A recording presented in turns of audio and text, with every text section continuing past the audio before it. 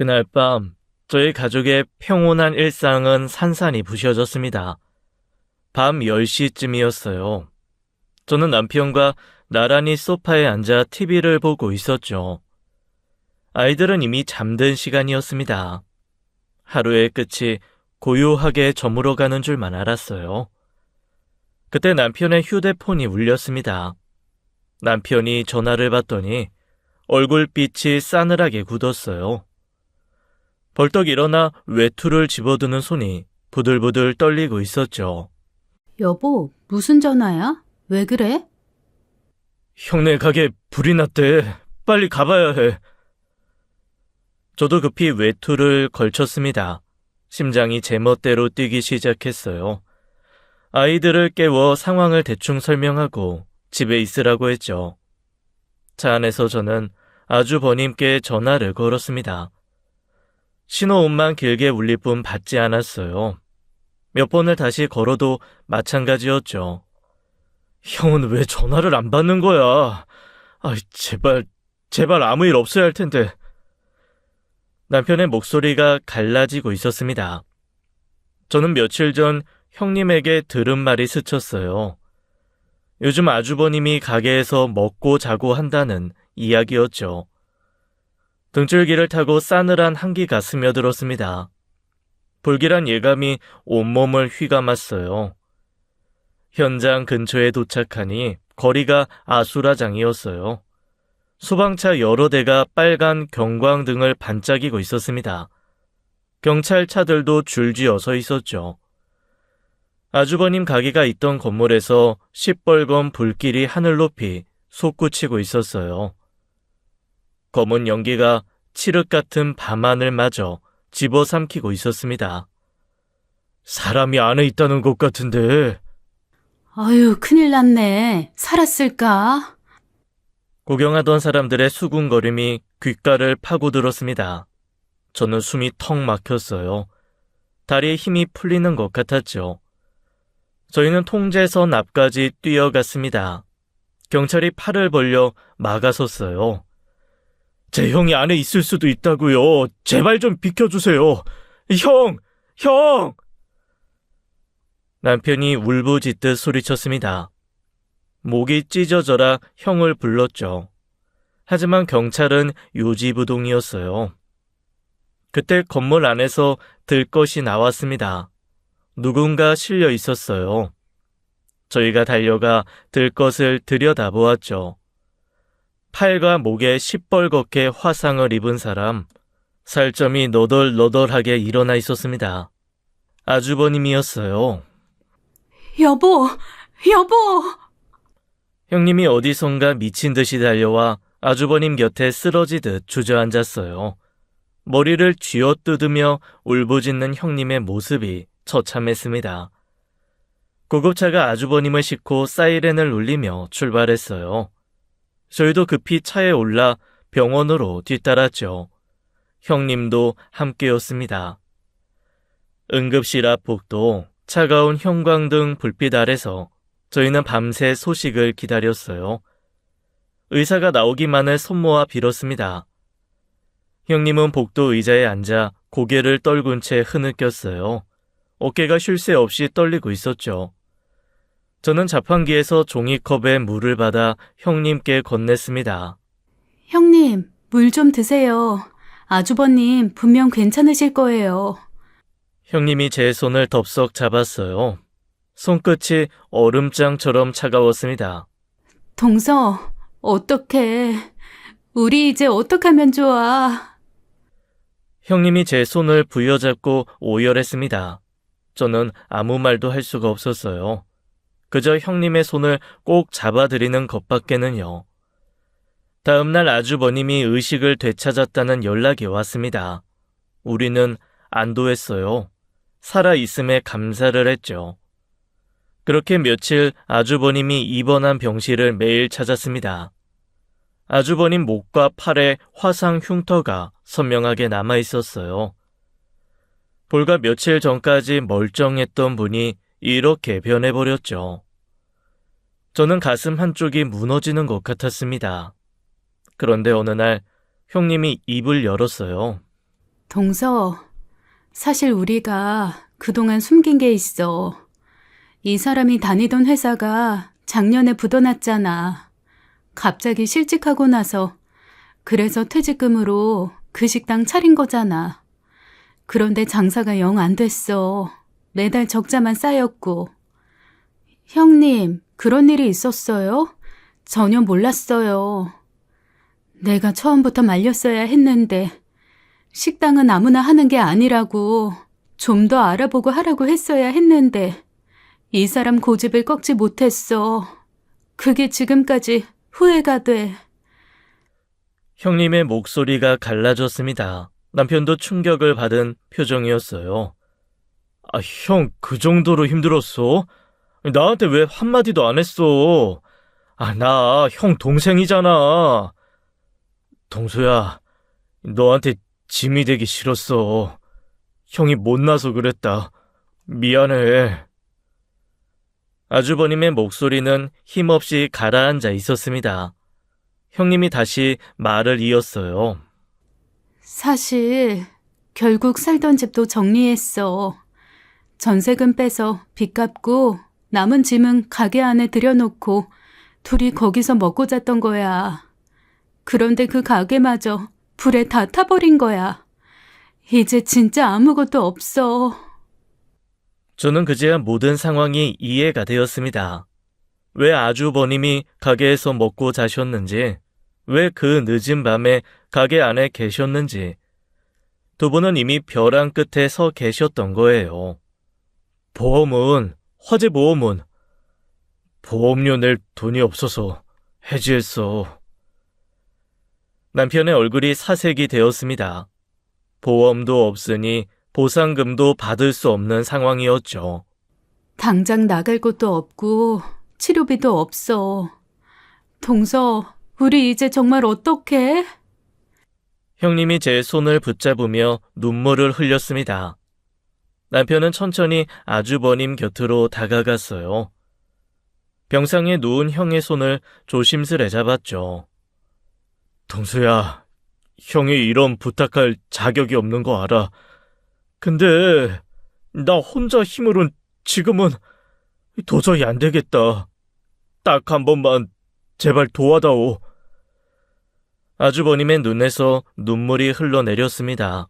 평생 의젓하기만 하던 형이 동생 앞에서 눈물을 보이다니 남편의 눈시울도 붉어졌어요. 동서, 나도 부탁할게. 제발 우리 좀 도와줘, 응? 남편이 천천히 저를 돌아보았습니다. 그 눈빛만 봐도 알 수 있었어요. 남편이 무슨 생각을 하고 있는지, 무슨 결심을 하려는지를요. 저와 남편은 소개팅으로 만났습니다. 25살 봄이었어요. 첫 만남에서 남편은 수줍게 웃기만 했죠. 말수가 적고 과묵했지만 그 눈빛이 참 따뜻한 사람이었습니다. 남편은 작은 칼국수집을 운영하고 있었어요. 새벽부터 반죽을 치고 밤 늦게까지 설거지를 하는 부지런한 사람이었죠. 화려하진 않았지만 성실함 하나는 누구에게도 뒤지지 않았습니다. 저는 그런 남편이 좋았어요. 묵묵히 제 자리를 지키는 사람, 그게 얼마나 귀한 건지 저는 알았죠. 3년을 연애하고 결혼했습니다. 결혼 2년 차에 쌍둥이 남매가 태어났어요. 딸 하은이와 아들 하준이. 두 아이가 한꺼번에 찾아왔을 때 저희는 얼마나 기뻤는지 몰라요. 밤잠 설쳐가며 분유를 타고 기저귀를 갈았지만 힘든 줄 몰랐습니다. 넉넉하진 않았지만 내 식구가 오손도손 행복하게 살았어요. 퇴근한 남편이 아이들을 번갈아 안아 올리던 모습, 밥상 앞에 둘러앉아 도란도란 이야기 나누는 저녁, 그게 저희의 작은 낙이었죠. 남편에게는 5살 터울의 친형이 있었습니다. 바로 아주버님이었어요. 두 형제는 어린 시절 부모님을 여의었죠. 갑작스러운 교통사고였다고 들었습니다. 하루아침에 고아가 된 두 소년, 세상에 단둘이 남겨진 형제였어요. 아주버님은 남편에게 유일한 혈육이었습니다. 친척도 의지할 어른도 없었죠. 두 형제는 서로를 붙들고 살아왔어요. 그래서인지 유독 사이가 돈독했습니다. 명절이면 꼭 함께 모였고 일주일에 한 번은 부부 동반으로 만났죠. 특히 남편은 아주버님에게 큰 빚을 지고 있었어요. 고등학교를 갓 졸업한 19형이 공사장을 다니며 동생을 뒷바라지한 거였죠. 먼지 날리는 현장에서 벽돌을 나르고 시멘트를 섞었습니다. 한여름 땡볕에도 한겨울 칼바람에도 형은 현장을 떠나지 않았어요.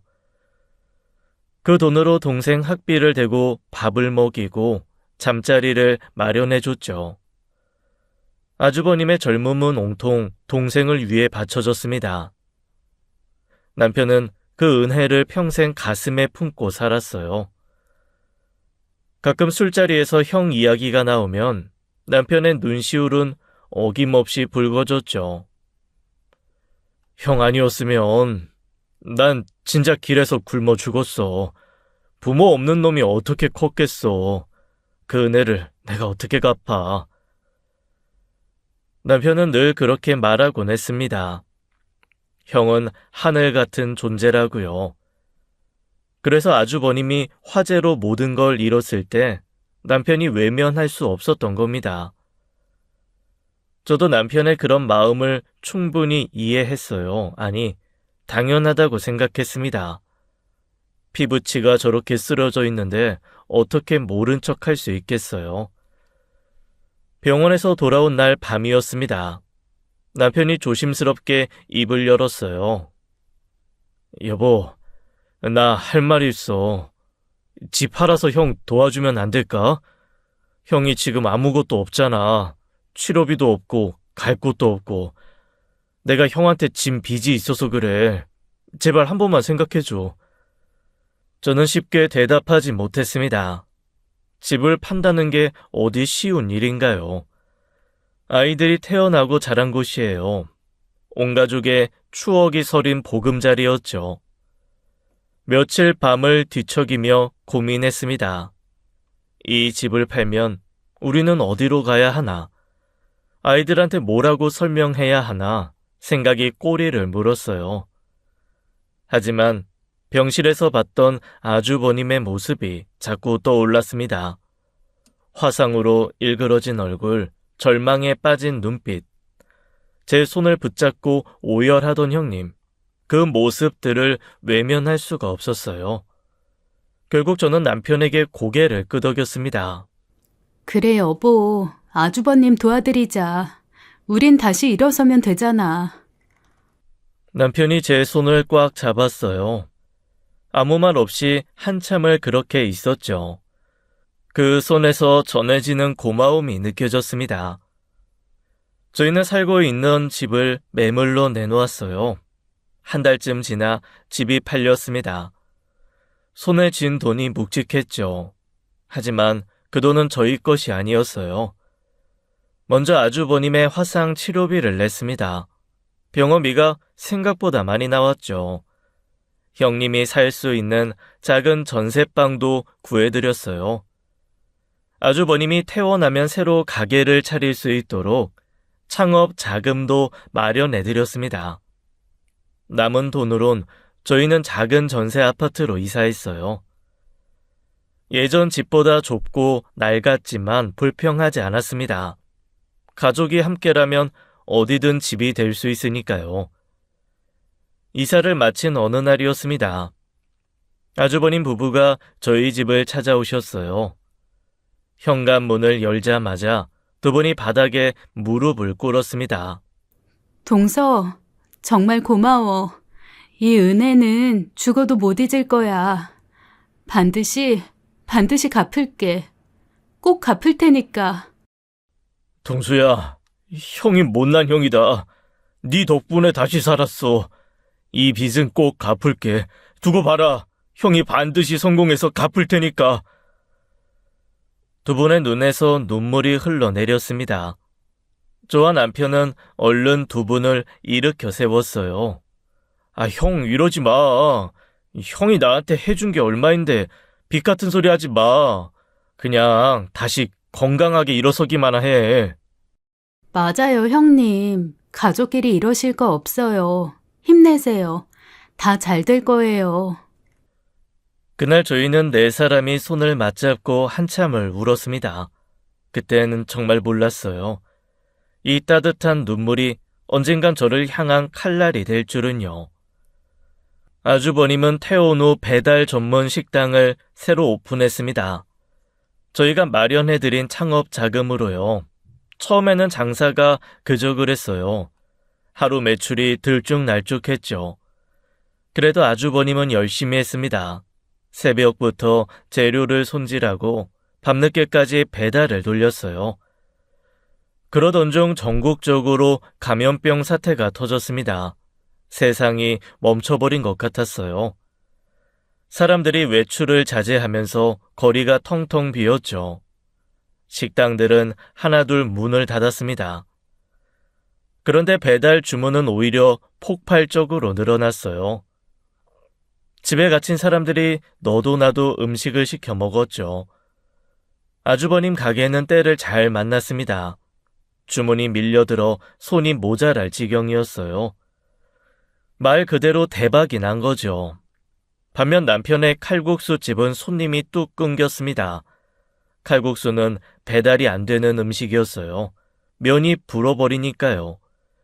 매출이 반토막 또 반토막이 났죠. 아니, 그냥 하나도 못 파는 날들의 연속이었다는 게 더 맞겠네요. 저희는 하루하루가 막막했습니다. 집을 팔아 아주버님을 도왔는데 정작 저희가 쓰러지게 생겼어요. 아주버님은 잘되기 시작하자 1년 뒤 외제차로 차를 바꿨어요. 반짝반짝 빛나는 검은색 세단이었죠. 그리고 다시 1년 뒤에는 넓은 아파트로 이사도 갔습니다. 저희가 구해드렸던 작은 전셋방이 아니었어요. 고급 아파트 넓은 평수였죠.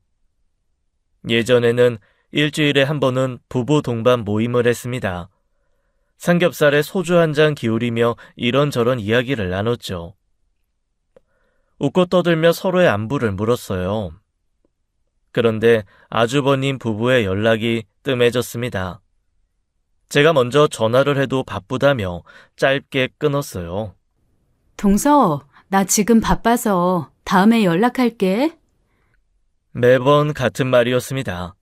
저는 그저 가게가 바빠져서 그런 거라 생각했어요. 잘 되는 게 어딘가 싶었죠. 빚도 갚아야 하니 열심히 버는 거라고요. 그러던 중 설이 되었습니다. 오랜만에 아주버님 부부와 함께 식사를 했어요. 그런데 뭔가 달랐습니다. 두 사람의 말투가 어딘가 거만해져 있었어요. 예전에 그 다정하던 모습은 온데간데 없었죠. 형님은 저희 집 거실을 둘러보며 말했습니다. 동선에는 아직도 여기 사는 거야? 요즘 좋은 데 많이 나왔던데. 동선에도 슬슬 알아보지 그래. 아, 맞다. 요즘 집값 많이 올랐지? 쉽진 않겠다. 아주버님도 자기 가게 자랑 만들어 놓았어요. 요즘 하루 매출이 얼만 줄 알아? 장사가 너무 잘 되니까 요즘은 또 세금 낼 걱정이다. 장사가 잘 되나 안 되나 걱정이야. 뭐 어쨌건 돈 버는 것도 타고난 능력이더라고. 사업은 머리가 좀 돌아가야 하는 것 같다. 뭐 식당도 사업 아니겠어? 저는 가슴 한구석이 서늘해지는 것을 느꼈습니다. 저희 돈으로 일어선 사람들이었어요. 저희 집을 팔아 도와준 사람들이었죠. 그런데 이제는 저희를 내려다보는 듯한 눈빛이었습니다. 씁쓸했지만 그러려니 하고 넘겼어요. 돈이 생기면 사람이 좀 달라질 수도 있다고 그때는 아직 그렇게 생각했습니다. 남편의 칼국수 집은 계속 적자를 냈습니다. 감염병 사태가 길어지면서 손님이 끊겼어요. 월세와 재료비는 꼬박꼬박 나가는데 들어오는 돈이 없었죠. 통장 잔고가 바닥을 향해 곤두박질 쳤습니다. 생활이 점점 빠듯해졌어요. 저는 어느 날 남편에게 조심스럽게 말을 꺼냈습니다. 여보, 아주버님한테 빌려준 돈 있잖아. 일부라도 받아야 하지 않을까? 우리 지금 진짜 힘들어. 요즘 장사 잘 되시는 것 같던데. 남편은 한참을 망설이다 고개를 끄덕였어요. 그래, 내가 형한테 말해볼게. 전부 다 달라는 것도 아니고 일부만 먼저 갚아달라고 하면 되겠지. 며칠 후 아주버님 부부가 저희 집을 방문했습니다. 거실에 앉아 차를 마시며 이런저런 이야기를 나눴어요. 분위기가 어느 정도 무르익었을 때 남편이 입을 열었습니다. 형, 사실 오늘 할 말이 있어서 요즘 가게 사정이 많이 안 좋아. 그래서 그러는데 예전에 빌려준 돈 있잖아. 전부 다 달라는 게 아니라 일부만이라도 먼저 갚아줄 수 있어? 남편의 목소리가 조심스러웠습니다. 형에게 이런 말 꺼내는 게 얼마나 힘들었을까요? 저는 아주버님의 대답을 기다렸어요. 그런데 아주버님이 입을 열기도 전에 형님이 먼저 말했습니다. 일부라도? 갑자기? 지금 당장 필요한 거예요? 형수님, 솔직히 요즘 너무 빠듯해서 전부 다 달라는 게 아니라 조금만이라도. 아니, 근데 우리도 사정이 있잖아요. 가게 확장하려고 돈 모으는 중이거든요. 알잖아. 서방님도 장사하는 사람이니까 장사하면 돈 묶이는 거. 그건 알죠. 근데 형수님, 저희가 정말 힘들어서 말씀드리는 거예요. 조금만요. 형님의 눈빛이 싸늘하게 변했습니다. 아니, 그 돈 없으면 당장 굶어 죽기라도 해? 지금까지 칼국수 팔아서 잘 먹고 살았잖아요. 서방님, 우리가 무슨 돈 떼먹을까봐 그래요? 저는 귀를 의심했어요. 형님의 얼굴을 쳐다봤습니다. 눈빛이 차갑게 변해 있었죠. 형수님, 그런 뜻이 아니라. 아니, 솔직히 좀 너무한 거 아니에요? 우리가 지금 가게 확장하느라 돈 쓸 데가 얼마나 많은데. 인테리어에 장비에 직원 월급에 우리도 빠듯하다고. 설마 우리 가게가 잘 되니까 괜히 돈 빼라고 그러는 거 아니에요? 아주버님도 시큰둥한 표정으로 말했습니다. 당신은 가만히 있어. 무슨 말을 그렇게 해. 동수야, 미안한데 형도 사정이 있어. 지금 확장하느라 썩 자금 사정이 좋지는 못하다. 형이 형편이 좀 나아지면 그때 갚을게. 조금만 더 기다려. 저는 더 이상 참을 수 없었어요. 형님, 저희도 지금 정말 힘들어서 말씀드리는 거예요. 그때 꼭 갚겠다고 하셨잖아요. 지금 여유가 좀 있으신 것 같아서. 그건 그때 고마워서 그런 거지. 이렇게 빚쟁이 취급하라는 게 아니었잖아. 우리가 안 갚는다 그랬어? 나중에 갚는다잖아. 왜 이렇게 몰아세워? 형님이 벌떡 자리에서 일어났습니다. 아주버님도 따라 일어섰어요.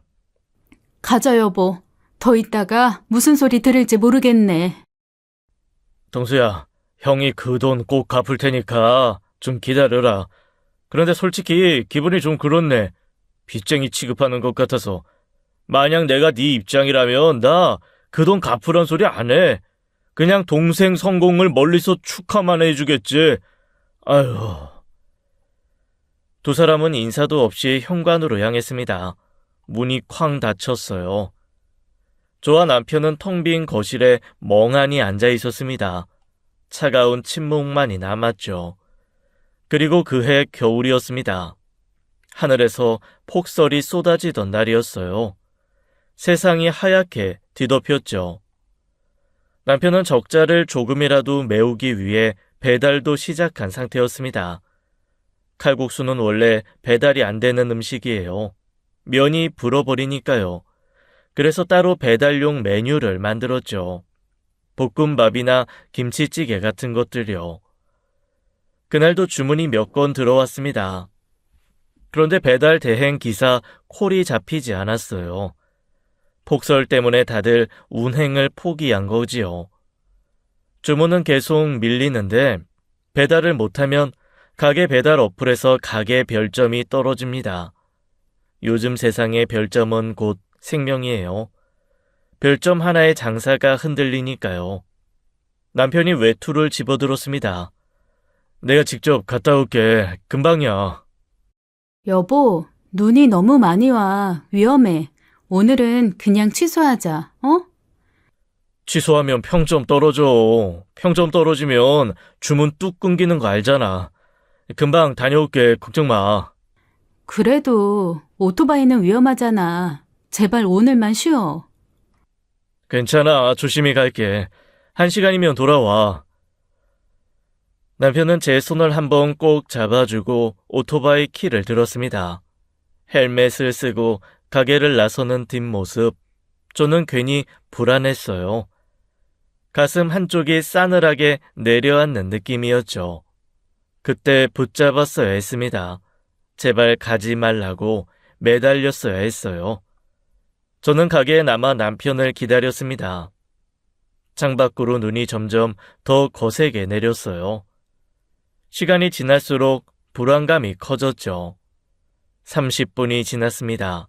40분이 지났어요. 1시간이 되어도 남편은 돌아오지 않았습니다. 전화를 걸었어요. 신호음만 울리고 받지 않았죠. 다시 걸었습니다. 또 받지 않았어요. 손이 떨리기 시작했습니다. 왜 안 받아? 제발 받아. 그때 제 휴대폰이 울렸습니다. 남편인가 싶어 후다닥 받았어요. 그런데 모르는 번호였죠. 이동수 씨 보호자분 되시죠? 남편분이 교통사고를 당하셨습니다. 지금 땡땡병원 응급실로 빨리 와주세요. 머릿속이 하얘졌습니다. 뭐라고 대답했는지 기억도 안 나요. 저는 가게 문도 제대로 안 잠그고 뛰쳐나갔습니다. 택시를 잡아 병원 응급실로 달려갔어요. 응급실에 도착하니 의사가 저를 기다리고 있었습니다. 의사의 표정이 심상치 않았어요. 저는 다리에 힘이 풀리는 것을 느꼈죠. 보호자분이시죠? 죄송합니다. 환자분이 현장에서 사망하셨습니다. 사고 충격이 너무 컸습니다. 그 순간 세상이 멈췄습니다. 의사의 입이 움직이는 게 보였지만 아무 소리도 들리지 않았어요. 눈앞이 캄캄해졌죠. 다리에서 힘이 빠져나갔습니다. 저는 그 자리에서 쓰러졌어요. 정신을 차렸을 때 저는 병원 침대에 누워 있었습니다. 천장을 바라보며 생각했어요. 꿈이길 바랬습니다. 제발 악몽이길 빌었죠. 하지만 현실이었어요. 남편은 그렇게 제 곁을 떠났습니다. 고작 18,000원짜리 배달 음식 하나 때문에요. 아무런 예고도 없이 마지막 인사도 없이요. 저는 남편의 장례를 치렀습니다. 3일 내내 영정사진 앞에 앉아 있었어요. 조문객들이 들어오고 나가는 것이 꿈처럼 흐렸죠. 쌍둥이 아이들은 아빠를 잃고 멍한 얼굴로 제 옆을 지켰습니다. 장례식장에 아주버님 부부도 찾아왔어요. 두 사람은 저에게 위로의 말을 건넸습니다. 동서, 얼마나 힘들어. 서방님이 갑자기 이렇게 되다니. 동수가 이렇게 허망하게 갈 줄은 몰랐다. 정말 하늘도 무심하네. 아주버님이 봉투 하나를 내밀었어요. 제주씨, 많진 않지만 장례에 보태요. 그날 밤 봉투를 열어봤어요. 20만 원이 들어있었죠. 가슴이 싸늘해졌습니다. 외제차를 타고 다니는 사람들이, 넓은 아파트에 사는 사람들이 자기 친동생 장례에 고작 20만 원이라니요. 저희가 집을 팔아 도와줬을 때 그 돈이 얼마였는데. 하지만 참았습니다. 남편 장례 중에 돈 이야기를 꺼낼 수는 없었어요. 저는 봉투를 조용히 접어 주머니에 넣었죠. 장례를 마친 후 남편의 가게를 정리했습니다. 밀린 월세, 재료비, 대출금, 빚을 하나하나 갚아 나갔어요. 정리하고 나니 남은 돈이 거의 없었습니다. 생활이 막막해졌어요. 아이들 학비도 내야 하고 당장 먹고 살 돈도 필요했습니다. 저는 아주버님에게 전화를 걸었어요. 아주버님, 저 미숙이에요. 죄송한데요. 예전에 빌려드린 돈 있잖아요. 지금 저희가 너무 힘들어서요. 갚아주실 수 있을까요? 아우, 재수씨, 그게 지금은 좀 어려워요. 제가 나중에 연락할게요. 뚝 전화가 끊겼습니다. 며칠 후 다시 전화했어요. 또 같은 말만 반복했죠. 조금만 기다려요. 몇 번을 더 연락했지만 계속 미뤘습니다. 세월만 흘러갔죠. 그리고 그러던 어느 날 전화를 걸었더니 연결이 되지 않았어요. 아주버님이 연락처를 바꿔버린 거였습니다. 저는 직접 아주버님 집을 찾아갔어요. 고급 아파트 현관 앞에서 초인종을 눌렀습니다. 대답이 없었죠. 분명 집에 있을 거라고 생각했어요. 저는 집 앞에서 기다리기로 했습니다. 한참을 기다렸어요. 2시간쯤 지났을 때 1층 로비 문이 열리고 형님이 나왔습니다. 쇼핑백을 양손에 들고 있었죠. 명품 로고가 선명했어요. 집에 있었으면서 없는 척을 하고 있던 거였죠. 어머, 동서. 동서가 여긴 웬일이야? 형님, 아주버님 좀 만나려고요. 빌려드린 돈 때문에요. 형님의 얼굴이 싸늘하게 굳었습니다. 또 그 이야기야? 돈 생기면 준다니까. 동서도 진짜. 이 정도면 집착이야. 그리고 법적으로도 돈 달라고 집까지 찾아오는 거 불법이다. 동서, 계속 이러면 나도 법적으로 나갈 수밖에 없어. 그럼 안 찾아오게 돈 해결해 주세요. 충분히 그럴 능력 되시잖아요. 명품백을 그렇게 들고 돈 없다고 하면 제가 어떻게 믿어요? 저희 진짜 지금 힘들어요. 아이들 대학 등록금도 내야 하는데. 이 가방 짭이야. 그리고 대학? 동서, 내가 한마디만 할게. 돈 없으면 대학 보내지 마. 대학을 왜 보내? 요즘 대학 안 나와도 잘 사는 사람 많아. 동서네 형편에 무슨 대학이야? 네? 무슨 말을 그렇게 해요? 하은이, 하준이 공부 잘해요. 그때 아주버님이 뒤따라 로비 문을 열고 나왔습니다. 뭐야? 왜 여기까지 찾아온 거야? 아주버님, 전화를 안 받으시길래요. 빌려드린 돈 갚아주세요. 그 돈? 솔직히 말할게. 나는 그 돈 갚을 생각이 없어. 내가 동수 어렸을 때 얼마나 뒷바라지를 했는데 그 돈은 동생이 형한테 당연히 해줘야 할 돈이었어. 동수도 살아있었으면 돌려받길 원하지 않았을 거야. 아주버님, 그게 무슨 말씀이세요? 저희 집까지 팔아서 도와드렸잖아요. 아휴, 동서, 이제 그만 가. 보기 안 좋아. 다음에 또 이러면 경찰 부를 거야. 알았지?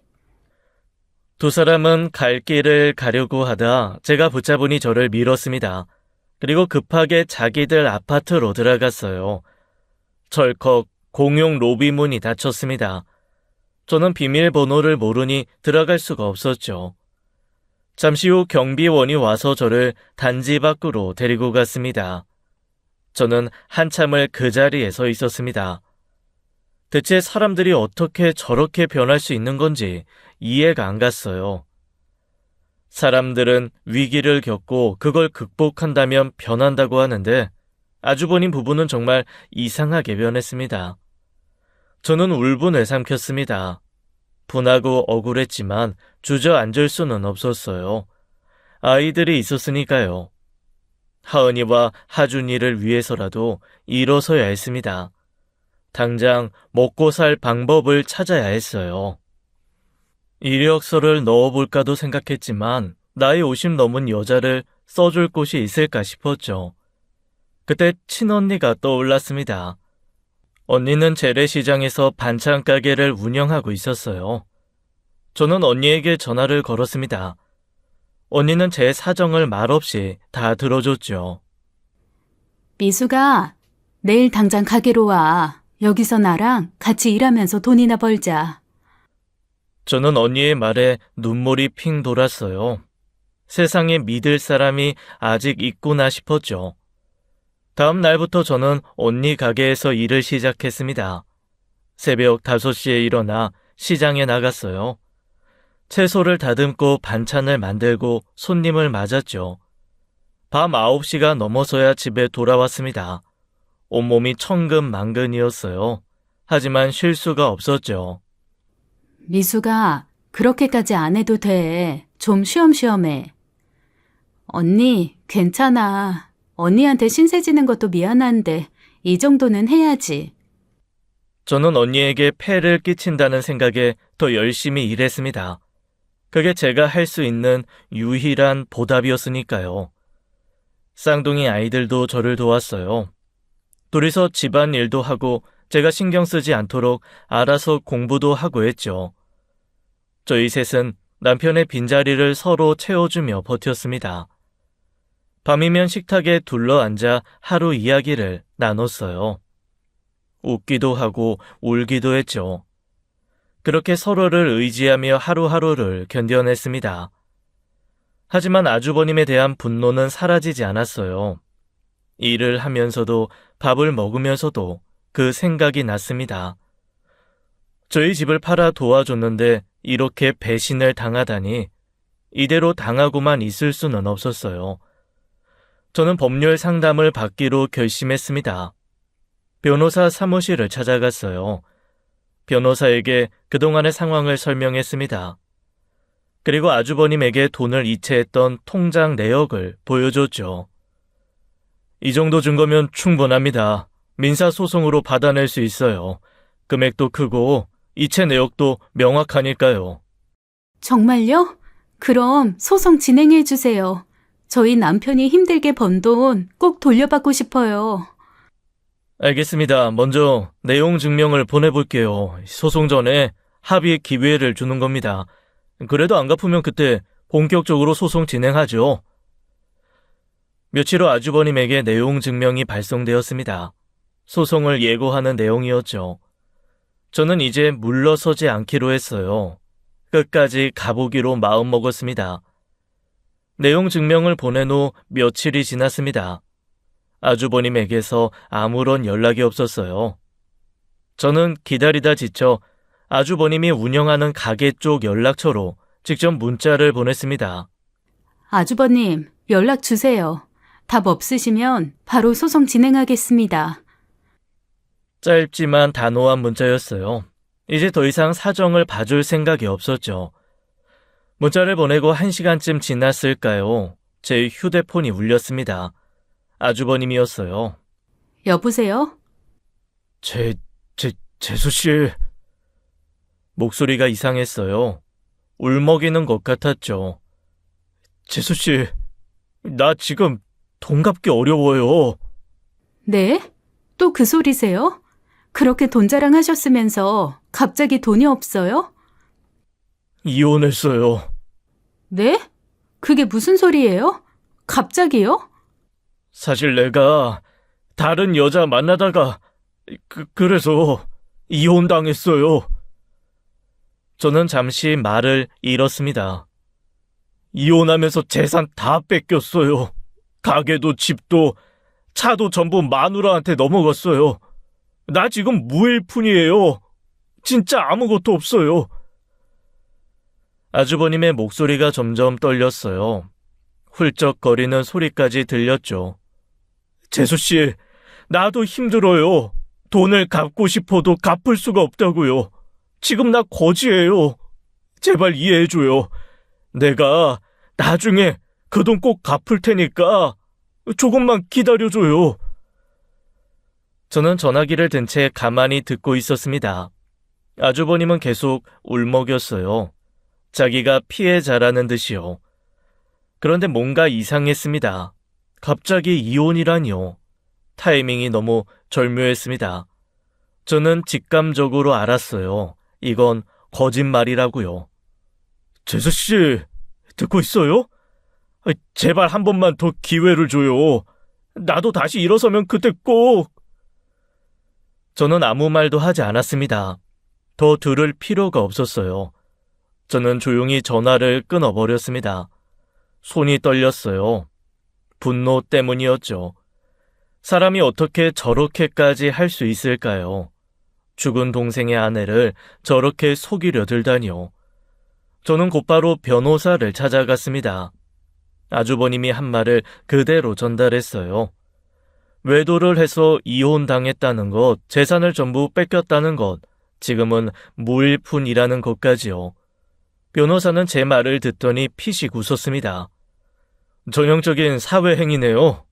사회행위요? 그게 뭔데요? 쉽게 말해서 빚을 안 갚으려고 일부러 재산을 빼돌리는 행위예요. 내용 증명 받자마자 갑자기 이혼하고 재산을 넘겼다? 타이밍이 너무 딱 맞아 떨어지잖아요. 이런 경우 많이 봤어요. 그럼 일부러 그런 거라는 말씀이세요?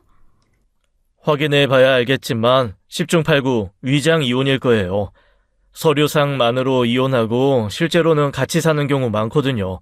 진짜 이혼했는지 아직 같이 살고 있는지 확인해보면 답이 나와요. 저는 변호사 사무실을 나와 흥신소를 찾아갔습니다. 돈이 아깝지 않았어요. 진실을 알아야 했으니까요. 며칠 후 조사 결과가 나왔습니다. 아주버님과 형님은 이혼 신고를 한 후에도 같은 집에서 함께 살고 있었어요. 매일 아침 둘이 나란히 출근하고 저녁에는 함께 장을 보는 모습까지 찍혀 있었죠. 주말에는 팔짱까지 끼고 다니더라고요. 이혼한 부부가요. 사진을 보는 순간 저는 이를 악물었습니다. 역시 나였어요. 그 눈물, 그 울먹임 전부 연기였던 거예요. 저를 속이려고 짜고 친 각본이었죠. 사람이 어떻게 이럴 수 있을까요? 저는 다시 변호사를 찾아갔습니다. 조사 결과를 보여줬어요. 이 정도면 위장 이혼 명백하네요. 사회행위 취소 소송을 제기하면 빼돌린 재산에서 돈을 받아낼 수 있어요. 진행할까요? 네, 해주세요. 끝까지 가볼 거예요. 며칠 후 사회행위 취소 소송이 법원에 접수되었습니다. 이제 물러설 곳이 없었어요. 얼마 지나지 않아 제 휴대폰이 울렸습니다. 아주버님이었어요. 저는 전화를 받았습니다. 야, 너 지금 뭐 하는 거야? 소송? 소송을 걸어? 어떻게 나한테 이렇게까지 해? 동수가 하늘에서 보면 뭐라고 하겠어? 뭐라고 할 것 같은데요? 아주버님이 한번 말해보시죠. 뭐? 은혜도 모르는 년이네, 진짜. 우리가 너희네를 얼마나 챙겨줬는데, 내가 동수 어렸을 때 얼마나 고생했는데. 저는 조용히 듣고 있다가 입을 열었습니다. 아주버님, 은혜를 모르는 건 제가 아니에요. 아주버님이에요. 저희가 집 팔아서 도와드렸을 때 무릎 꿇고 뭐라고 하셨어요? 반드시 갚겠다고 했잖아요. 그 약속 아주버님이 먼저 계신 거예요. 법정에서 뵐게요. 저는 전화를 끊었습니다. 손이 떨렸지만 후회는 없었어요. 이제 시작이었습니다. 소송이 진행되던 어느 날 밤이었습니다. 저는 꿈을 꿨어요. 하얀 안개가 자욱한 곳이었습니다. 앞이 잘 보이지 않았어요. 저는 안개 속을 헤매고 있었죠. 발밑도 보이지 않았습니다. 어디로 가야 할지 알 수 없었어요. 그때 저 멀리 누군가 서 있는 게 보였습니다. 익숙한 뒷모습이었어요. 넓은 어깨, 약간 구부정한 자세, 심장이 쿵 내려앉았죠. 남편이었습니다. 여보야? 저는 남편에게 달려가려 했어요. 그런데 아무리 뛰어도 거리가 좁혀지지 않았습니다. 마치 제자리를 걷는 것 같았죠. 다리가 무거웠어요. 물속을 걷는 기분이었습니다. 남편이 천천히 돌아섰습니다. 그 얼굴을 보는 순간 눈물이 터질 것 같았어요. 보고 싶었던 얼굴이었죠. 매일 밤 그리워하던 그 사람이었습니다. 여보, 나야. 왜 거기 서 있어? 이리 와. 남편은 아무 말 없이 저를 바라봤습니다. 표정이 굳어 있었어요. 평소에 보던 따뜻한 눈빛이 아니었죠. 뭔가 다급한 것 같기도 했습니다. 불안함이 밀려왔어요. 저는 다시 남편에게 다가가려 했어요. 그때 남편이 입을 열었습니다. 조심해. 뭐? 뭘 조심하라는 거야? 여보, 조심해. 무슨 말이야? 여보, 가지 마. 남편의 모습이 희미해지기 시작했습니다. 안개 속으로 녹아드는 것 같았어요. 아니, 사라지고 있었죠. 손을 뻗었지만 잡히지 않았습니다. 손가락 끝에 스치는 것 같더니 허공만 움켜쥐었어요. 남편은 그렇게 사라져 버렸습니다. 저는 놀라서 눈을 떴습니다. 심장이 미친 듯이 뛰고 있었어요. 온몸이 식은땀으로 젖어 있었죠. 손을 가슴에 얹어보니 두근거림이 멈추지 않았습니다. 시계를 보니 새벽 3시였어요. 다시 눈을 감아봤지만 잠이 오지 않았습니다. 남편이 한 말이 자꾸 머릿속을 맴돌았죠. 그냥 꿈이라고 치부하기엔 너무 생생했어요. 저는 뒤숭숭한 마음에 일어나 출근 준비를 했습니다. 어차피 잠도 안 오는데 일찍 나가기로 했어요. 평소보다 1시간이나 일찍 언니 반찬 가게에 도착했습니다. 아직 해도 뜨지 않은 시간이었죠. 거리는 어둡고 고요했어요. 가로등만 희미하게 빛나고 있었습니다. 가게 앞에 서는 순간이었습니다. 이상한 냄새가 코를 찔렀어요. 톡 쏘는 듯한 자극적인 냄새, 휘발유 냄새였습니다. 저는 본능적으로 위험을 감지했습니다. 뭔가 이상했어요. 이 새벽에 왜 이런 냄새가 나는 걸까요? 남편이 꿈에서 한 말이 스쳤습니다. 조심하라던 그 말이요. 가게 안으로 들어가지 않고 주변을 살폈습니다. 눈을 가늘게 뜨고 어둠 속을 훑었어요. 가게 옆 좁은 골목 쪽으로 시선이 갔습니다. 그 순간 심장이 멎는 줄 알았어요. 어둠 속에 누군가 쭈그려 앉아 있었습니다. 검은 복면을 쓴 남자였어요. 손에는 뭔가 들려 있었죠. 저는 비명을 삼켰습니다. 도망쳐야 한다는 생각이 머릿속을 스쳤죠. 그때 남자와 눈이 마주쳤습니다. 복면 사이로 보이는 두 눈이 저를 향해 있었어요. 남자가 움찔했습니다. 그 남자도 당황한 기색이 역력했죠. 들킨 거예요. 저는 뒤로 물러서려 했습니다. 그 순간 남자가 벌떡 일어나 달려들었어요. 생각할 틈도 없었죠. 남자가 저를 가게 안으로 밀어 넣으려 했습니다. 저는 있는 힘껏 저항했어요. 발버둥을 치고 손톱으로 할퀴었죠. 놓으라고! 사람 살려! 몸싸움 끝에 저는 바닥에 나뒹굴었습니다. 무릎이 까지고 손바닥이 쓰렸어요. 그때 손끝에 뭔가 닿았습니다. 벽돌이었어요. 가게 앞에 쌓아둔 벽돌 더미에서 굴러나온 것이었죠. 저는 벽돌을 움켜쥐었습니다. 남자가 다시 덤벼드는 순간 있는 힘껏 휘둘렀어요. 둔탁한 소리와 함께 벽돌이 남자의 머리를 내리쳤습니다. 남자가 휘청거렸어요. 하지만 쓰러지지 않았습니다.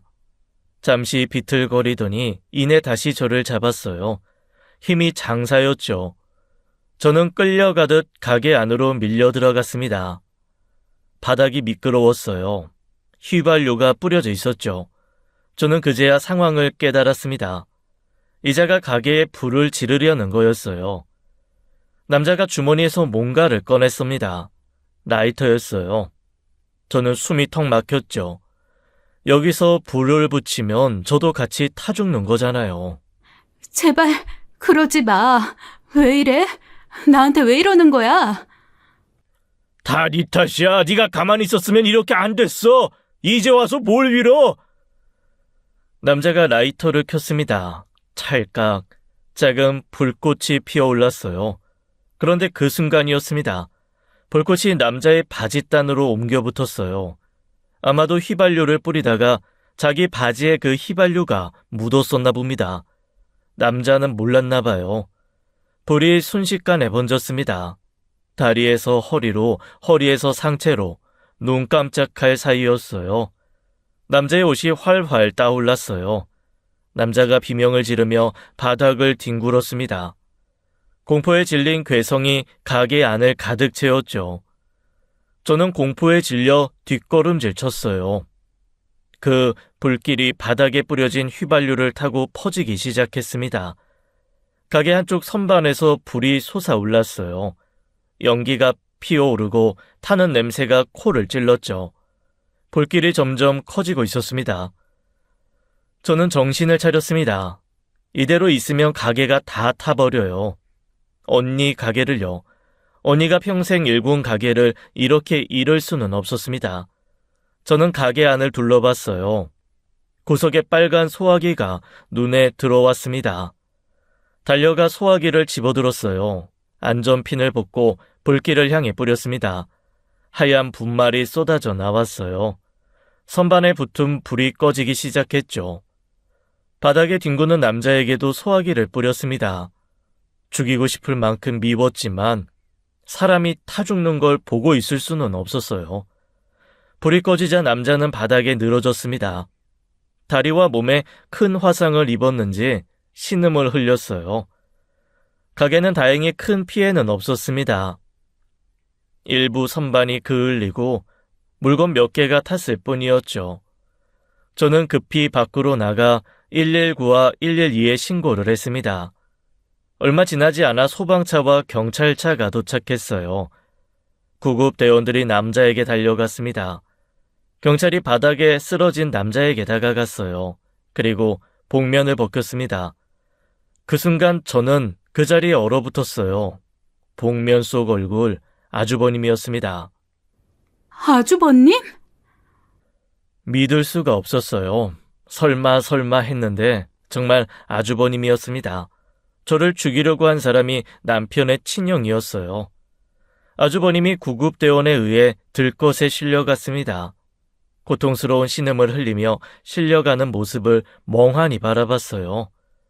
저는 경찰에게 사건 진술을 했습니다. 그동안 있었던 일을 전부 말했죠.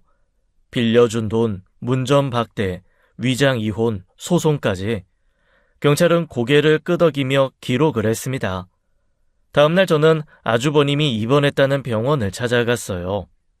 병실 문을 열자 형님이 보였습니다. 걱정스러운 얼굴로 아주버님 곁에 앉아 있었죠. 어머, 형님, 여기 웬일이세요? 이혼하셨다면서요. 형님이 흠칫 놀라며 저를 쳐다봤습니다. 저는 씁쓸하게 웃었어요.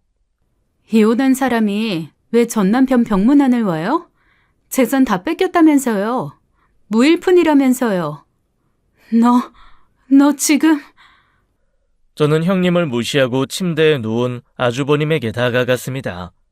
온몸에 붕대를 감은 아주버님이 저를 올려다봤어요. 눈빛을 피하듯 흔들렸죠. 아주버님, 본인도 화재 겪었잖아요. 그때 얼마나 무섭고 고통스러웠어요? 그런데 어떻게 똑같은 짓을 할 수가 있어요? 그건... 저희가 힘들 때 도와드렸잖아요. 집까지 팔아서요. 그 돈이 그렇게 아까웠어요? 그래서 절 죽이려고 한 거예요? 불질러서 태워 죽이려고?